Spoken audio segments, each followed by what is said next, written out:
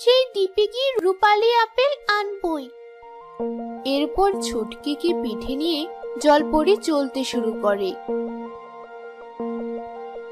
এক সময় তারা মরাসুতি নদীর তীরে পৌঁছে যায়। জলপরি নিজের জাদু বলে একটি ছোট নৌকা নিয়ে আসে। এই নাও তোমার নৌকা, এই নৌকায় চড়ে তোমার যাত্রা শুরু করো ছুটকি।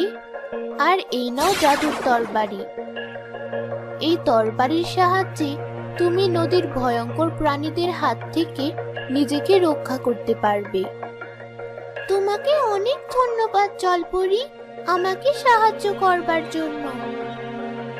জলপরি সেখান থেকে চলে যায় এবং ছুটকি সে নৌকায় উঠে বৈঠা দিয়ে নৌকা চালাতে শুরু করে। হঠাৎ সে নদীর দিকে তাকিয়ে ভয় পেয়ে যায়।